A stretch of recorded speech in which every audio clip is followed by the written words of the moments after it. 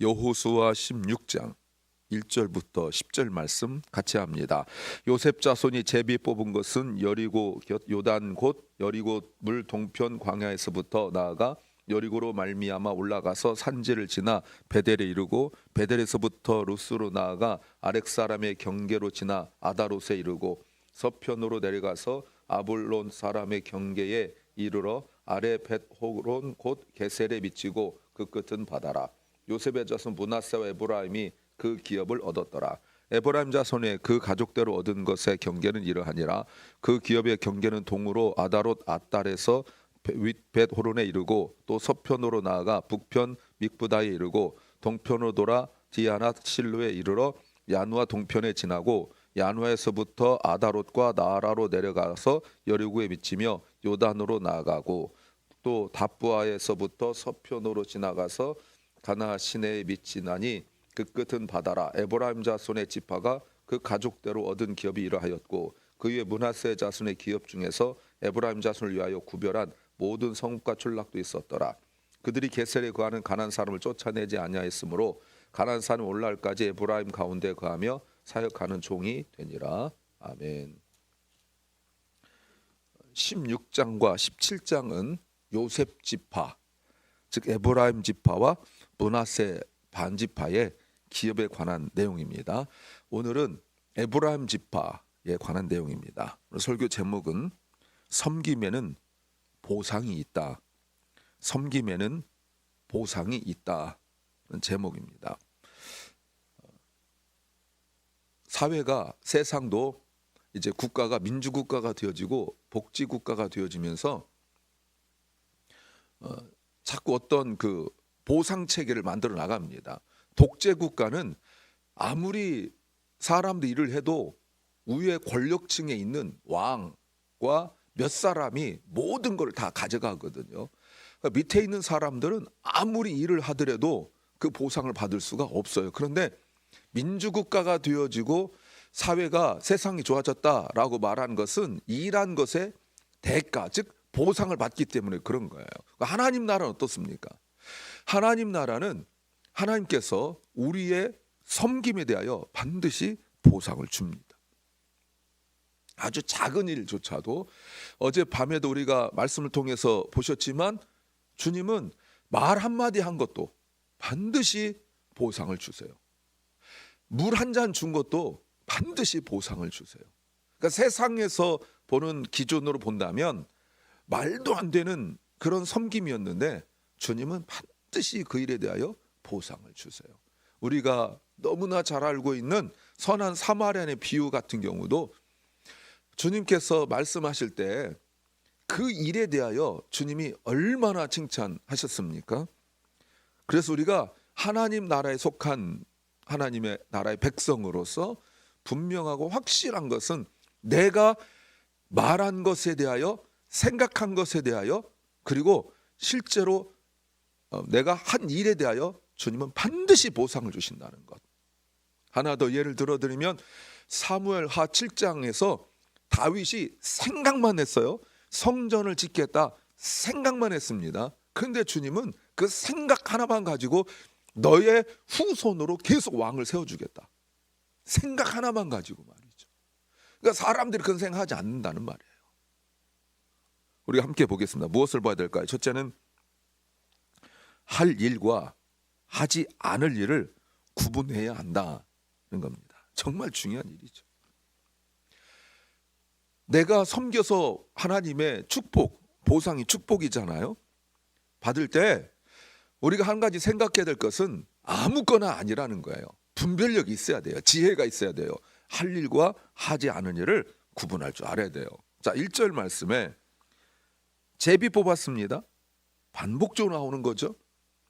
그런데 요셉 지파가 받은 땅이 어디냐면 가나안 중부 지역이에요. 정말 좋은 땅이에요. 여러분, 좋은 땅이란 말이 무슨 뜻이에요? 농사를 지으면 그 농작물이 수확이 많다는 뜻 아닙니까? 좋은 땅이라는 의미가 뭐죠? 여기에서 돈 많이 벌 수 있다는 거 아닙니까? 또 좋은 게 뭐예요? 수확이 많고 돈 많이 벌 수 있고 또 외적의 침입으로부터 보호받을 수 있어요. 왜냐하면 중간쯤 있기 때문에 바다로부터 공격해 올 수 없는 구조죠. 옛날에는 지금처럼 뭐 배가 이렇게 뛰어날 때가 아니니까. 그러면 누가 북쪽으로부터 공격해 오면 북쪽에서 막을 거고 남쪽에서부터 공격해 오면 남쪽에서 막을 거 아니에요. 그 중간이란 말이에요. 농사짓기도 좋고 그리고 양을 치기도 좋고 보호받는 그런 지역이에요. 또 사무엘 때까지, 그러니까 다윗이 예루살렘을 세울 때까지 가장 중요한 그 중심지가 실로잖아요. 그 실로가 있는 지역이 바로 여기예요. 그런데 4절 보세요. 요셉의 자손 므낫세와 에브라임이 그 기업을 얻었더라. 왜 그런 줄 우리가 알고 있죠? 우리가 얼마 전에 보셨잖아요. 요셉이 2배를 받은 이유가 뭐였죠? 어려움을 당한 형제를 먹였기 때문에, 섬겼기 때문에 그렇다. 그래서 하나님께서 요셉 지파 같은 사람에게 어떻게 한다고요? 더 주신다고요. 왜요? 이런 사람은 하나님께서 복을 주시면 주실수록, 물질을 주면 줄수록, 사업이 잘 되면 잘수록 자기만 먹지 않아요. 어려운 형제를 꼭 도와요.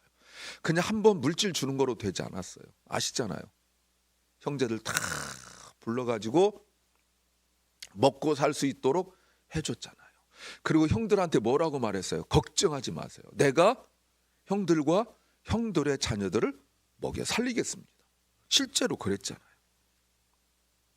앞으로 계속 먹일 거니까 하나님께서 사업이 잘 되도록 해주시는 거예요. 어떤 사람은 이기적이란 말이에요. 조금 잘 되고 조금 어렵고 이럴 때는 그냥 서로 돕고 이러다가 조금 잘 되고 나면 무시하고 막 이런 일이 많아지잖아요. 사랑하는 여러분, 하나님이 나에게 물질을 주신 이유 깨달아야 됩니다. 그런데 이게 쉽느냐 이 말이에요. 다른 형제, 다른 사람 먹이는 것이 쉽느냐 이 말입니다. 왜냐하면 요셉이 당한 어려움이 크게 3가지가 있어요. 하나는 지위, 신분의 어려움이 있어요. 형들이 팔아서 노예였어요. 죄수였어요. 여러분, 노예고 죄수가 어떻게 다른 사람을 섬기고 먹일 수가 있어요? 마음은 간절해도 안 된단 말이에요. 또 하나, 경제적 어려움이 있죠. 노예하고 죄수가 무슨 돈이 있어요?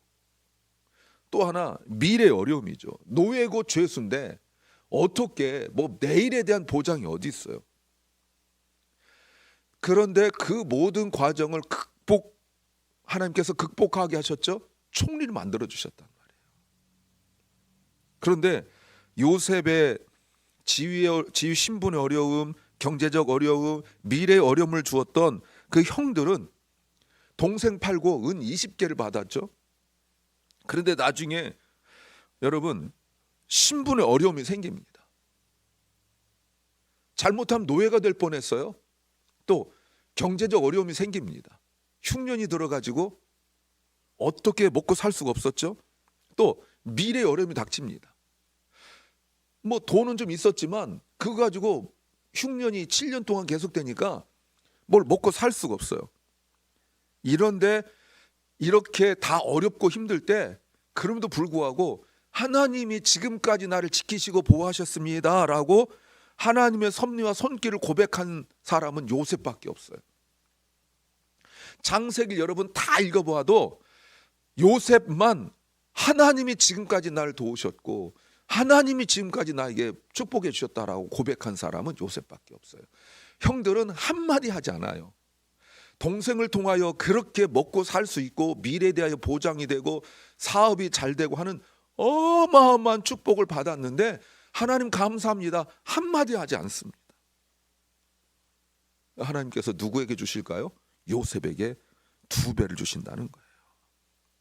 요셉은 우리가 아는 것처럼 복수할 수 있었는데 복수하지 않았어요. 오히려 품어주었어요. 오히려 먹여주었어요. 베풀어줬어요. 이게 바로 헤세드잖아요. 하나님의 마음이잖아요. 하나님 이걸 기억하시는 거예요. 그러므로 우리가 할 일이 무엇입니까? 돈을 더 벌기 위하여 형제도 팔아먹고 돈을 더 벌기 위하여 남 집 밟고 이렇게 해서 돈을 버는 것이 아니라 요셉처럼 그 부당한 일을 당하고 억울한 일 당하여도 베풀고 나누고 먹이는 일, 그때 하나님께서 기억하시고 반드시 갚아주시는데, 후손에게까지, 그 이후에 오랜 세월이 지난 후손에게까지 요셉 지파의 두 지파가 다 복을 받잖아요. 베푸세요. 두 번째는 영적인 질서가 있다는 겁니다. 그런데 하나님께서 므낫세와 에브라임이 있는데 5절에 에브라임 지파부터 에브라임이 복을 받아요. 므낫세 반지파는 요단 동쪽에서 받았고 서쪽에서도 받아요. 여러분 보세요. 어느 정도냐면 땅이 동쪽, 서쪽, 남쪽 이렇게 어마어마합니다. 그런데 이렇게 두 배로 받은 그 이유가 뭡니까? 야곱이 축복했기 때문에 그래요. 요셉이 이제 야곱이 죽을 때쯤 되니까 두 아들을 데리고 와서 기도를 받았어요. 다른 형제들은요, 아버지가 돌아가시기 전에 와서 기도받지 않았어요. 왜? 늙었으니까. 그런데 요셉은요, 두 아들을 데리고 와서 아버지로부터 안수 기도를 받아요. 그래서 요셉은 담장놈으로 뻗은 나무, 그 축복, 그리고 두 아들을 각각 축복해줘요. 그리고 그 축복이 이루어졌어요. 그리고 여러분 5절에 보시면 에브라임이 먼저 땅을 분배받아요. 인간적 질서로 므낫세가 먼저거든요. 근데 에브라임 먼저 받아요. 이게 뭡니까? 영적 질서예요. 그래서 야곱이 두 아들을 놓으니까 아버지가 손 엇갈리니까 오른손은 큰 아들, 왼손은 둘째 아들, 이렇게 요셉이 생각할 때 이렇게 놓았어요. 근데 야곱이 두 손 엇갈립니다. 왜요? 영적인 질서라 그래요. 자기 형이 있었지만 야곱이 복을 받았잖아요. 여러분, 이게 영적인 질서예요. 교회도, 믿음의 공동체도 다 영적인 질서가 있어요. 어린아이가, 우리가 볼 때는 어린아이 같지만 영적으로 보면 그 아이가 영적 장자일 수 있어요. 오히려 신앙생활을 오래 하고 익숙한 사람들이 예배도 소홀히 여기고 뜨겁지도 않아요. 물론 그 사람도 옛날엔 뜨거웠을 거예요. 간절히 사모하고 주님 외에는 의지할 데가 없어서 와서 엎드렸을 거예요. 그런데 세월이 지나다 보니까 별로 그냥 변화도 없고 일어나는 것도 없는 것 같으니까 떨어져 나가는 거예요. 그러나 요셉은 끝까지 점점 할수록 집에서, 보디발의 집에서 인정받았는데 억울한 누명 쓰고, 그 여주인이 말하기를 요셉이 자기를 강간하려고 했다 이런 거짓말하는데 억울한 일 당하는데 말 한마디 못하고 감옥에 가고, 감옥에서 2년 동안 감옥 생활하고 나오고. 여러분, 그러면서도 하나님 왜 이런 일이 있느냐 억울해하지 않았어요. 다 주의 뜻이다. 끝까지 하나님을 신뢰했어요. 그랬을 때 하나님께서 이 가정에 여러분 에브라임과 므낫세가 무슨 대단한 예랑 아닙니다. 근데 축복을 두 배로 받으면서 눈에 보이는 것이 아니에요. 영적인 질서가 있어요. 사랑하는 여러분, 하나님께서 사용하시는 사람. 다윗도 마찬가지입니다. 그 위에 형들이 많았어요. 근데 하나님께서 다윗을 세우신다고요. 영적인 질서예요. 다윗은 막내였습니다. 덩치도 작았어요. 그런데 하나님께서 사용하세요. 사랑하는 여러분, 내가 세상적으로 볼 때는 내세울 것도 없고 학벌이나 지식이나 또는 세상적 지위나 재산이나 사업이나 내세울 것이 없어도 이 영적인 질서 속에서 하나님께 쓰임받기를 간구하십시오. 세 번째는 축복을 받고 잘 지켜야 한다는 겁니다. 5절부터 10절이 에브라임 지파의 기업입니다. 뭐 동서남부 이렇게 있어요. 그런데 10절 보세요. 그들이 게셀에 거하는 가나안 사람을 쫓아내지 아니하였다. 가나안 사람이 오늘날까지 에브라임 가운데 거하며 사역하는 종이 되었다. 왜 이렇게 한다고요? 왜 쫓아내지 않았죠? 유다 지파한테 우리가 보았죠. 왜요? 자기들 편하려고. 나 편하려고. 하나님께서 그렇게 복을 주시는데, 자기들 아무것도 하지 않아도 하나님께서 이렇게 큰 복을 주시는데, 여러분 자기 편하려고 하나님 말씀에 끝까지 순종하지 않아요. 능력이 없어서가 아니에요. 나 편하려고 그러는 거예요. 내가 잘못된 건데 한 번만 눈 감아주면 나 편하니까. 나 편하니까. 뭐 한 번이 무슨 뭐 큰일 있겠어? 라고 생각하는 그 한 번이 결국은 어려워요. 이걸 죄라고 그래요. 지금 당장은 편하지만 나중에 어려워져요. 말씀대로 순종해야 되는데 여러분 이걸 못해요. 하나님께서 자기들이 잘한 것도 아니고 요셉이 잘한 것 때문에 그렇게 2배의 축복을 받았잖아요. 가장 좋은 땅, 가만히 있어도 사업이 잘 될 수 있는 그런 위치, 그런 데 있거든요. 거기 받았는데 여러분 이 복을 누리지 못해요. 우리가 복 받기를 그렇게 원하면서 복을 받고 복을 지키지 못해요. 나중에요, 남과 북이 이스라엘 나눠질 때 다윗 지파를 거역하고 하나님이 세우신 영적 질서를 거역하고 떨어져 나간 북쪽 10개 지파 우두머리가 에브라임 지파입니다. 그 좋은 땅을 하나님 주셨는데 가장 앞장서서 하나님을 거역해요. 나중에 우상 숭배의 중심이 되고 말아요.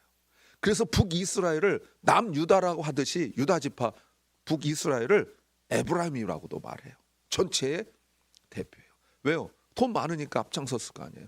돈 많으니까 돈 많이 냈을 거 아니에요. 회장이라 이 말 아닙니까? 뭐 하는데? 하나님 거역하는데. 그래서 멸망당하고 말아요. 조상인 요셉이 다른 형제들 먹이면서 받은 축복인데 후손들이 그 축복을 잘 지키지 못하고 축복을 잃어버리고 말았어요. 우리가 여러분 자녀들에게 열심히 일해가지고 자녀들에게 물질의 복을 줬다 합시다. 여러분 자녀들이 믿음 없으면요 오히려 이게 독이 돼요. 제가 여러 차례 개혁주의 할 때 하이델베르크 할 때 말씀을 드렸잖아요. 만약에 자녀들이 나보다 뛰어난데 돈을 주면 오히려 자녀를 망하게 하는 거라고. 왜? 더 뛰어난데 엄마 아빠가 준 것 때문에 애가 노력하지 않는 거예요. 그 자녀를 망하게 하는 거예요. 또 자녀가 부모보다 뛰어나지 못하는데 물질을 주면 자녀가 그 물질에 의지하여 아무것도 못하는 거예요. 그 결국 망하게 하는 거예요.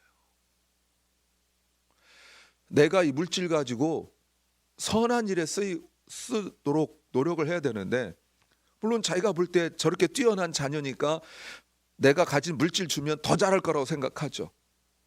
또는 앞가림도 못하는 자녀니까 그래도 부모가 좀 줘야 된다고 생각하죠. 여러분 다 자녀를 망하게 하는 거라는 거예요. 안타깝죠. 무엇을 물려줘야 되냐면 신앙을 물려줬어야 됐어요. 요셉이 그 좋은 신앙과 물질을 넘겨주었는데 그 후손들이 그 물질을 받고 난 이후에 결국은 그 다음 후손한테 잘 넘겨주지 못했어요. 물질은 넘겨줬는데 신앙은 넘겨주지 못했어요. 그러니까 그 땅은 기업으로 받았지만 결국 그 돈으로 우상 숭배하는 거죠. 사랑하는 여러분, 우리가 모든 섬김에는 반드시 하나님의 보상이 있다는 것을 믿으시기 바랍니다. 하나님 다 기억하세요. 그래서 끝까지 충성하시고 끝까지 순종하세요. 그래서 우리 후손들이 나를 모르지만 마치 요셉을 기억하여 요셉 지파라고 하는 것처럼 그 신앙의 놀라운 역사가 우리부터 시작되길 소망합니다. 그리고 물질뿐만 아니라 신앙도 꼭 물려주세요. 신앙 무너지면 세상 사람과 다를 바 없기 때문에 그렇습니다. 기도합니다. 주님, 우리가 섬기는 모든 일을 하나님께서 기억하시고 복으로 갚아주신 줄로 믿습니다. 우리가 말 한마디 한 것도 물 한 잔 준 것도 주님께서 기억하시고 주님이 우리에게 풍성하게 채워주신 줄로 믿습니다. 하나님께 주신 복, 그 물질의 복 가지고 무너지지 않게 하시고 우리 자녀들을 믿음으로 잘 양육하여서 우리 자녀들이 그 복을 누리게 하여 주옵소서. 사랑하는 결란과 우리 사랑하는 자녀들이 더 하나님을 가까이 하게 하시고 더 하나님과 깊어지게 하여 주시옵소서. 오늘도 병중에 있는 연약한 성도들을 주께서 치유하여 주시고 회복시켜 주시옵소서. 주님, LA 화재가 끝나서 하나님 완전히 진압되게 하여 주시옵소서. 고통당하고 있는 심령들, 특별히 그 지역에 있는 교회들이 불타서 예배드리지 못하고 또 그 지역에 있는 많은 그리스도인들이 이런 어려움 때문에 신앙, 믿음이 흔들리지 아니하도록 주님 붙잡아 주시옵소서. 오늘 하루 주께서 함께하여 주시고 우리 행하는 모든 일들이 주 안에서 기쁨이 되게 하옵소서. 예수님 이름으로 기도하옵나이다. 아멘. 하늘에 계신 우리 아버지여, 이름이 거룩히 여김을 받으시오며 나라의 마옵시며 뜻이 하늘에서 이룬 것 같이 땅에서도 이루어지이다. 오늘날 우리에게 일용할 양식을 주옵시고 우리가 우리에게 죄 지은 자를 사하여 준 것 같이 우리 죄를 사하여 주옵시고 우리를 시험에 들게 하지 마옵시고 다만 악에서 구하옵소서. 대개 나라와 권세와 영광이 아버지께 영원히 싸움나이다. 아멘.